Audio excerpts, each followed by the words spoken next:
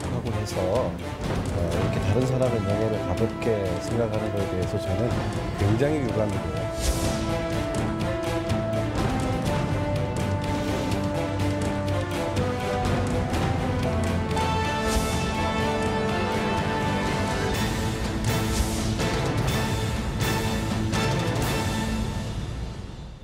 네, 첫 순서 정치 와호장룡 시간입니다. 오늘은 더불어민주당 금태섭 의원 그리고 바른미래당의 오신환 의원 모시고 이야기 나눠보겠습니다. 두 분 어서 오십시오. 안녕하십니까. 반갑습니다. 의원님은 저희 방송 처음 나와주셨습니다. 네네, 네, 반갑습니다. 예, 네. 반갑습니다. 먼저 금 의원님께 질문을 드리겠습니다. 예. 우윤근 전 주 러시아 대사 비위 첩보 올렸다는 이유로 내가 부당하게 쫓겨났다. 지금 이게 특감반 물의를 일으켰던 그 김모 전 수사관의 주장입니다. 경찰에 진 수사 상황을 캐물었다고 알려졌던 그 양반이죠. 예. 우윤근 대사나 청와대는 뭐 비위 첩보 내용이 사실이 아니다 이렇게 강하게 반박을 하고 있는데 이 사건은 복잡합니다. 어떻게 봐야 되는 겁니까? 이거? 일단은 뭐 지금 제보한 그 내용에 대해서 대검에서 감찰을 하고 있기 때문에 네. 사실이 밝혀질 거라고 보지만 수사관이 주장하는 것처럼 이 비위 첩보 여권 인사의 비위 첩보를 올렸기 때문에 네. 돌려보내거나 그러지는 않은 것 같습니다. 시점으로 보기에 우윤근 대사 관련해서 첩보를 올렸다는 것이 작년이고 네. 돌려보낸 것은 이번이기 때문에 그래서 그런 경위를 이제 돌이켜 보면 본인이 사건을 알아봤다는 것 때문에 문제가 돼서 복귀하게 되고 또 감찰을 받게 되니까 지금 여러 가지 반박에 나선 거라서 신빙성을 뭐 그대로 인정해주기는 좀 어려운데요. 시간차가 꽤 있으니까. 예, 다만 이제 뭐 공적인 일이기도 하고 또 이분에 대해서는 감찰이 진행 중이기 때문에 네. 정확한 사실관계는 좀 감찰을 지켜봐야 될 것 같습니다.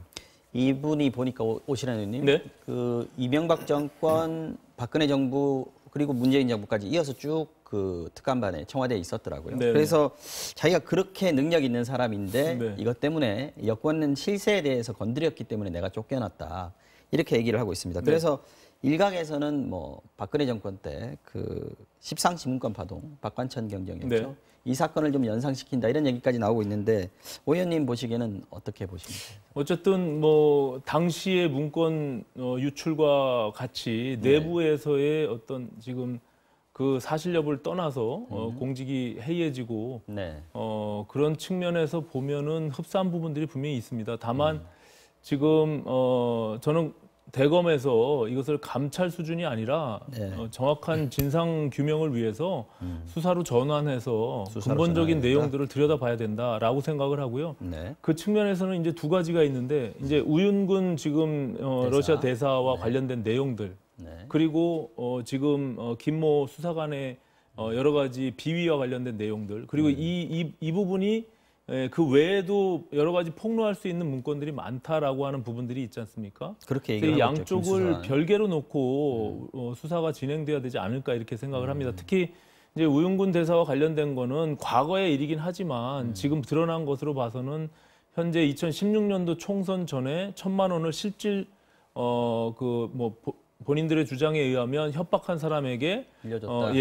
그 지급을 한 것은 사실로 드러난 거 아니겠습니까? 그래서 일단 돈은 그런 갔으니까요. 부분들에 대해서 명백하게 진상을 규명해야 될 필요가 있다라고 생각을 하고요. 그것이 2009년도에 불거진 일이고 2015년도에 언론을 통해 나왔다. 그리고 2016년도에 그것을 지급했다. 이런 과거의 일로 치부할 것이 아니라 저는 청와대가 이 부분에 대한 명확한 해명이 필요하다. 그리고 왜 비위 사실을 얘기를 했음에도 불구하고 임종석 비서실장은 보고받은 바가 없다고 하고 또 우윤근 대사는 또 다른 말을 하고 있잖아요. 임종석 실장이 보고했다. 본인의 물어봤다. 대사 지명과 관련해서 전화가 와서 확실하게 물어봤다라고 하니까 네. 이런 앞뒤가 안 맞는 것에 대해서는 분명히 의혹이 있을 수밖에 없죠. 그래서 이 부분은 명확하게 청와대가 털고 가야 될 부분이다 이렇게 생각을 하고 있습니다. 청와대에서는 미꾸라지가 게을물 흐리고 있다 이렇게 얘기를 하고 있습니다.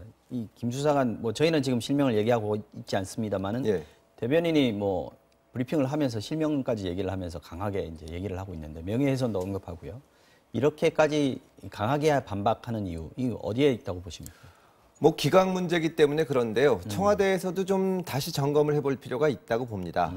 제가 알고 있기로는 과거에 특감반을 선발할 때는 그 관련 기관에서 추천을 받았습니다. 네. 경찰 같은 경우에는 경찰에서 추천을 받았고 물론 청와대에서 심사를 해서 부적당한 사람은 가려냈겠지만 기본적으로 추천을 받았는데 이번 정부 들어서는 그렇게 안 하고 각자 지원을 받은 거로 알고 있습니다. 네. 청와대에서 직접 선발하는 조치를 취해서 추천기관에서 무슨 다른 목적을 가지고 사람을 보내지는 못하게 한 것으로 알고 있는데 다만 그런 새로운 조치를 취하다 보면 부적당한 사람이 올 수도 있고 또 지금 문제가 된 분도 과거에 청와대에 있다 보니까 과거에 또 잘못된 관행에 젖어 있는 수도 있고 박지원 의원 같은 경우 이 사람 왜 그냥 놔뒀냐고 그렇게 그러니까 지금 얘기하더라고요. 청와대에서는 몇 차례 부적절한 첩보 활동을 했을 때 경고를 했다고 하는데 네. 저희가 보기에는 그때 좀 과감하게 돌려보냈어야 되지 않나 그런 생각이 들고 초기에 이제 이 사건이 문제가 됐을 때는 이 6급 검찰 수사관 한 명 때문에 민정수석실을 다 흔들 수는 없다는 얘기들이 나오고 했는데 네네. 지금 6급 검찰 수사관 한 명의 말에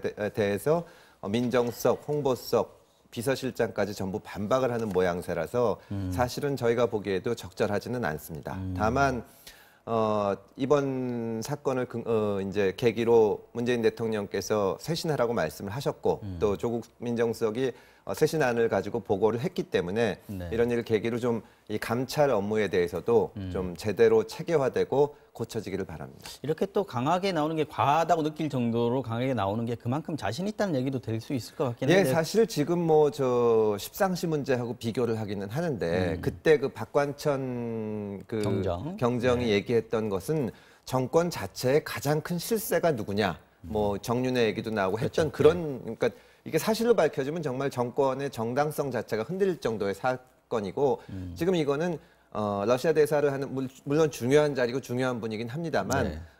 그런 첩보를 제대로 처리했냐 말았냐 하는 문제이기 때문에 그리고 거기에서 무슨 뭐 대통령한테 충성을 하기 위해서 어떤 부적절한 게 있었다거나 뭐 민정수석실이나 감찰반원에 어떤 문제가 있었다거나 하는 문제는 아니기 때문에 그렇게 심각한 사태는 아니라고 봅니다. 여기서 봐야 될 부분은요. 어쨌든 그 우윤군과 정윤회 네. 인물에 대한 비교를 떠나서 청와대가 어떻게 대응했느냐에 대한 문제가 제일 중요한 문제고요. 어떻게 또 대응했느냐. 지금 김모 수사관이 얘기하고 있는 주장에 의하면 또 민간인 사찰에 대한 부분들도 의혹이 있거든요. 이것은 과거 정권의 적폐로 몰아세웠던 지금 현 정부가 또다시 감찰반의 운영을 민간인들에 대한 사찰까지 만약에 확산된다. 이건 굉장히 큰 사건으로 비화될 가능성이 있습니다. 왜냐하면 앞서 말씀드린 대로 이게 청와대에서 어디까지 보고가 됐느냐. 그리고 보고가 됐음에도 불구하고 청와대는 이것이 사실이 아니다. 중요한 문제가 아니다라고 해서 그냥 덮었다라고 하는데 네. 그것이 아니라 실제로 사실로 드러났음에도 불구하고 이것을 덮은 경우가 만약에 발견이 되면 이것은 굉장히 큰 문제죠. 시스템에 대한 문제뿐만이 아니라 청와대 전체의 문제이고 권력 실세에 대한 문제이기 때문에 이것이 정말 뭐 대통령에게까지 보고가 됐는지 아니면 임종석 실장한테 보고가 됐는데 그 실장 차원에서 이것을 뭉갠 것인지 이런 부분들은 분명히 조사를 해야 될 필요가 있는 것이죠. 지금 그 부분에 대해서는 뭐 좀 청와대에서도 그래서 철저하게 해명을 한 셈인데요. 말하자면 감찰 대상에 대해서 감찰을 한 것이 적절했냐 혹은 그 처리가 어땠냐 하는 것은 점검해 볼 수 있는 문제지만 네. 감찰 대상이 아닌 사람, 예를 들어서 민간인에 대해서 감찰이 이루어졌냐 하는 부분은 지금 청와대에서 자세히 얘기를 했습니다. 그건 보고가 되지 않고 그런 첩보가 이제 뭐 불가피하게 들려오는 얘기가 있을 수도 있는 거니까요. 그런 것은 삭제를 해서 위로 오히려 보고가 안 되도록 저희가 그런 부분에 대해서는 철저히 했다고 지금 청와대에서 해명을 하고 있습니다. 오 의원님, 특검이나 국정조사 하자는 의견에 대해서는 어떻게 생각하세요? 일단은 뭐 대검에서 감찰 뭐 혹은 이제 뭐 조사 수사가 좀 이루어져야 될 것 같고요. 그 내용들을 좀 지켜볼 필요가 있을 것 같습니다. 특히 청와대가 이 부분에 대해서 스스로 명백하게 그 진실을 규명하려고 하는 노력이 좀 수반돼야 될 필요가 있다. 이것을 단순히 그냥 한 개인의 일탈로 몰아붙이는 그런 상황으로 간다면 저는 오히려 여론의 역풍을 받을 수도 있다 이렇게 생각을 하고요. 그래서 네. 진상규명이 먼저 이루어져야 되고 그리고 뭐 저 임종석 실장이 민정수석이 얘기한 것처럼 감찰반의 운영을 어떻게 할 것이냐 이런 제도적인 개선들도 같이 병행해서 쇄신이 필요하지 않을까 이렇게 생각을 합니다. 청와대 내에서도 뭐 분명히 조치가 있겠죠. 네, 분명히 조치가 있을 거라고 봅니다. 자, 다음 얘기로 좀 넘어가 보겠습니다. 지난 주말에 두 분 그 야당 대표께서 단식을 풀었습니다. 선거제도 개혁이 지금 어디까지 합의됐다 이렇게 판단하고 계십니까? 일단 합의문에 나온 거 그대로입니다. 물론 그 얘기를 하기 전에 두 분 대표님들께서 단식을 풀어주신 거에 대해서 진심으로 감사하게 생각하고 다행이죠. 예, 다행이라고 생각을 합니다. 연동형 비례대표제 도입을 위해서 그 구체적인 방안을 적극 검토하기로 했고 또 비례대표 확대 또는 비례나 지역구 의석 비율 또 의석 정수 확대 증원에 이르기까지 협의를 하기로 이제 합의를 했고요. 그리고 이제 정개특위에서 논의를 해서 1월 중에 입법을 하는 걸로 합의를 했기 때문에 실질적인 진전이 있을 것으로 봅니다. 그런데 바로 그 다음 날 나경원 원내대표, 신임 원내대표가 연동형 비례대표로 최종 합의가 된 건 아니다. 검토한다에 대해서 합의가 된 거지 합의를 한 건 아니다. 이렇게 얘기를 했단 말이죠. 그리고 뭐 저기 당의 수석 대변인 논평에서도 네.